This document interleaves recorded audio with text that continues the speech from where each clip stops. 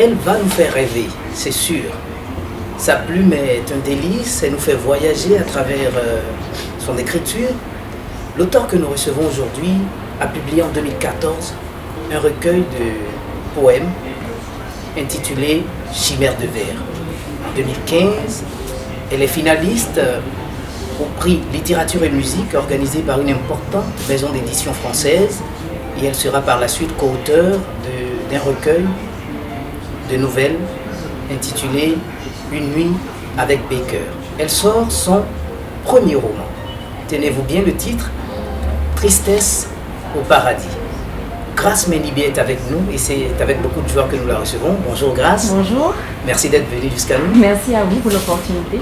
Alors, je pense que mon constat, c'est le constat des téléspectateurs. Vous êtes très jeune. Parlez-nous de votre histoire avec la lecture, avec l'écriture. Vous avez commencé tout cela au berceau? Au berceau, on va dire à l'école primaire. D'accord, oui. Donc j'ai la chance d'avoir un père qui est professeur de français et qui m'a lu très tôt les livres entre les mains. Donc j'ai commencé avec les histoires pour enfants. Et l'adolescence, j'ai découvert donc, la série, la collection Adoras. Donc les histoires d'amour, donc ça a été mon univers de lecture. Et après avoir lu, j'ai aussi eu envie donc, de produire donc, des histoires d'amour, des romances pour faire rêver.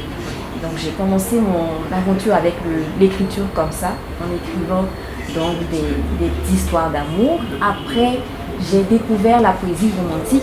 Donc à l'adolescence, on fait tous donc, notre première rencontre avec l'amour, nos premières désillusions. Donc les premières désillusions connues donc, ont permis donc, à Chimère de verre, qui est mon premier recueil de poèmes, donc mon premier livre sorti de voir le jour. Et ensuite, donc, j'ai continué avec l'écriture. J'ai découvert des chroniques sur Facebook, donc ce sont des jeunes femmes africaines qui écrivent des histoires comme des romans photos sur Facebook. J'ai décidé de faire l'aventure.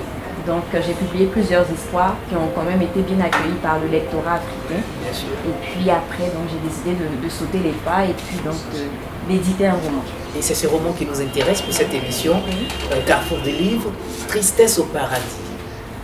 C'est un contraste quand on sait que le paradis c'est le bien-être, c'est la joie. Vous créez ce contraste en disant Tristesse au paradis. De quoi parle ce roman? Alors ce roman parle d'une histoire d'une jeune fille qui a des rêves en amour, des espoirs, et elle le trouve dans un homme qui est plus âgé qu'elle, donc qui va lui faire découvrir le paradis, mais un paradis teinté donc de tromperie, un paradis teinté de mensonges. Donc ce jeune homme donc va en fait transformer le mensonge en vérité pour cette jeune fille et donc la désillusion par la suite. Donc c'est vraiment Cyrielle, donc qui est l'héroïne, a connu quand même des moments d'amour avec Wilfrid, mais la fin de cette histoire sera assez brutale. D'où la tristesse qui intervient dans ce paradis qu'il aura créé avec elle. Avec elle. D'accord, une très belle histoire. Alors justement, on voit cette différence d'âge. C'est de combien d'années?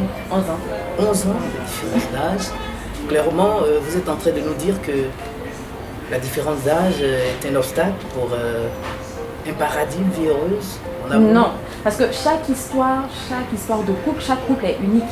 Donc chaque couple a son histoire et donc l'histoire de Cyrielle ne sera pas forcément l'histoire d'une autre jeune fille. Donc il y a des amours qui ont une grande différence d'âge et qui se vivent très bien, qui s'installent sur la durée.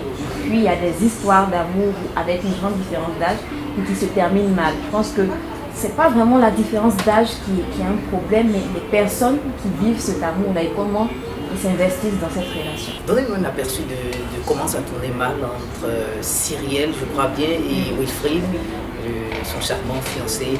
Donc, alors, la jeune fille est mineure quand l'histoire commence. Donc, il lui promet donc à la majorité donc, de pouvoir afficher cet amour-là parce que, rappelons, Cyrielle est la petite sœur de l'ami de Wilfrid. Donc, il y a quand même cette relation, il y a une relation forte entre Wilfrid et le grand frère donc, de notre Cyrielle. Ouais. Et donc, il veut préserver l'amitié, c'est le nom d'amitié qu'il a. Il ne veut pas renoncer à Cyrielle, donc il lui propose de lui un amour secret. Donc cet amour secret-là va faire durer pendant 3 ans. Donc l'histoire commence quand elle a 15 ans, donc jusqu'à 18 ans. Et là où, voilà, c'est là où la majorité, c'est là où le paradis va prendre fin parce que Wilfrid ne va pas aller jusqu'au bout de cet amour-là. Je ne vais pas en dire plus pour garder le suspense pour les lecteurs, mais c'est vraiment donc, à 18 ans que la tristesse intervient dans ce paradis. Très bien. Alors, vous recommandez cet ouvrage à quelle frange de la population, aux jeunes? Tout le monde peut se retrouver dans cette histoire? Tout le monde peut se retrouver. Je pense que pour les plus vieux, vont se retrouver donc, dans ce moment de nostalgie, puisqu'on évoque les premiers amours, les premiers sentiments amoureux. Les adolescents vont se retrouver parce qu'on parle de la première fois, et puis les adultes qui sont entre ces deux périodes-là vont regarder donc, vers le passé et puis aussi vers le futur, parce que les histoires d'amour se font au fil des âges. Mais la cible, je dirais, c'est vraiment les 15-25 ans. J'ai vraiment écrit pour parler aux jeunes filles, parce que le but c'était vraiment donc pas de les sensibiliser, mais voilà, d'attirer leur attention sur ces amours qu'elles connaissent, qui les font sentir peut-être matures, grandes avant l'heure, et donc leur demander d'avoir les pieds sur terre tout en vivant leur amour. Très bien. Un ouvrage de 262 pages, je crois bien, mais qui est très facile à lire. Exactement. Justement, on le parcourt très rapidement. Cette belle histoire qui se termine par cette fin tragique, est-ce que vous n'êtes pas en train de faire comprendre aux dames qu'il faut se méfier de l'amour des noces quand on dit l'histoire? Je pense que l'amour, on le dit souvent, l'amour rend aveugle. Ouais. Et je pense qu'en fait, les femmes, la plupart du temps, décident. Peut-être à travers ce qu'elles ont entendu, à travers leur héritage sentimental, décident donc de faire perdurer ce théorème ou cette légende qui dit que l'amour rend aveugle. Et donc elles continuent parce qu'on leur dit que l'amour rend aveugle, elles ont assimilé. Et dans leur relation, tout devient aveugle, elles passent sous silence certaines choses. Il faut un degré, je pense, de lucidité dans une relation amoureuse. Parce que pour moi, une relation amoureuse, c'est pas que des sentiments. Un couple, il faut pour qu'ils vivent de l'amour, mais il y a plein de paramètres qui entrent en jeu. Et je pense qu'il faut rester lucide en amour. Il y a certaines choses qu'on ne doit pas accepter au nom de l'amour. Le fait qu'on se sente, qu'on perde sa dignité, qu'on accepte qu'on nous mente, qu'on le sache et qu'on accepte qu'on le vive, jusqu'au nom de l'amour, on accepte parce que on a les étoiles pour les yeux, il nous donne certaines choses. Je pense qu'il faut garder cette lucidité en amour. Il ne faut pas avoir peur d'aimer. Je pense que c'est quand même un beau don qui nous est fait par le ciel et la providence d'aimer. Il faut le faire, il faut l'assumer. C'est vraiment ce que je voulais faire dire à cette œuvre-là. Aimer et l'assumer. Assumer devant nos amis, devant nos parents. Je ne crois pas aux amours cachés. Je ne crois pas aux amours cachés parce que quand on cache un amour, c'est quelque chose de beau. Quand on cache quelque chose de beau, ça veut dire qu'il y a quelque chose pas derrière. Soit on en a honte, soit on ne l'assume pas, soit ce n'est pas vrai. Parce que quand quelque chose est vrai, on veut le montrer à tout le monde. Donc ce que je demande aux femmes, c'est cette lucidité dans l'amour et puis de le vivre, tout en ayant donc cette raison. Moi je pense que, on dit en amour, il ne faut pas raisonner. Moi, je pense qu'à un moment, il faut raisonner en amour parce que aimer est un choix. Aimer est une décision et les décisions vont avec notre raison en jeu. Très bien. Grâce Menibé, je rappelle que vous êtes avec nous pour juste avoir un aperçu de votre ouvrage paru aux éditions Vallès. Et le titre c'est Tristesse au paradis, un très beau roman à voir, disponible ici même à la librairie Carrefour Siloué. Dites-nous très sincèrement, cette histoire de Cyrielle, c'est votre histoire? On vous a raconté l'histoire, c'est l'histoire d'une amie? On dit souvent qu'il ne faut pas citer ses contemporains. Bien sûr. Alors, je pense que tout écrivain livre une part de soi dans ses romans.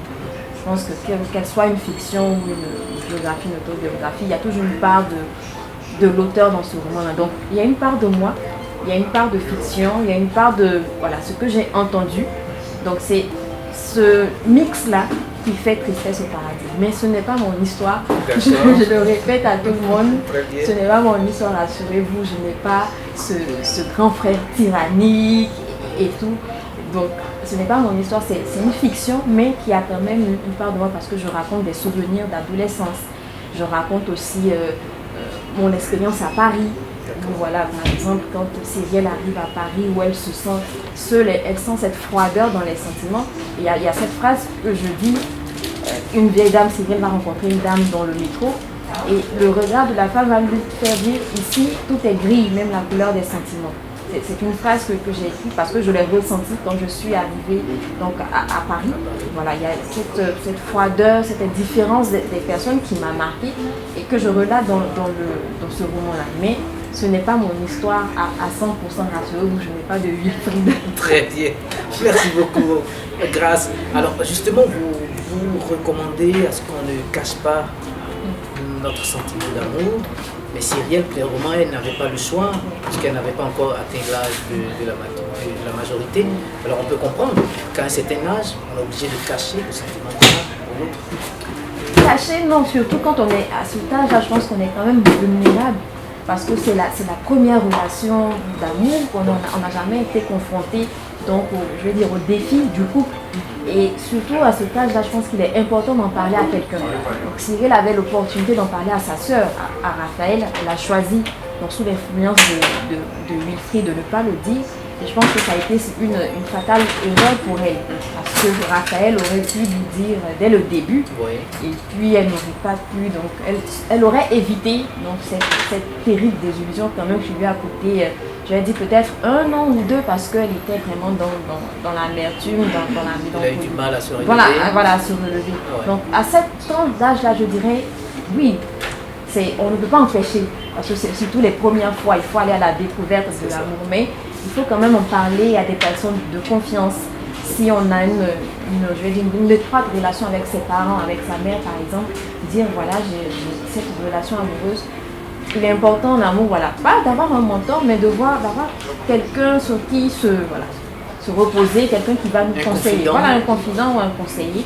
Et ça pourrait nous éviter d'avoir, je pense, de connaître des désillusions. Et le conseiller, je vais dire, cette tranche d'âge, mais je pense qu'il faut avoir, même quand on a 30 ans, même quand on a 40 ans, parce qu'en amour, on va souvent les yeux fermés. Ouais. Donc, il faut quelqu'un pour nous garder pour dire attention, là, il faut ouvrir les yeux. Il faut voir la réalité en face. C'est ça. Infiniment merci, Grâce Ménidé, pour cette belle plume. Merci. Vous nous invitez donc à la lecture et à découvrir votre roman. Je pense qu'il faut la voir. Exactement. Voilà, Tristesse au paradis, disponible à la librairie Carrefour Sinouri.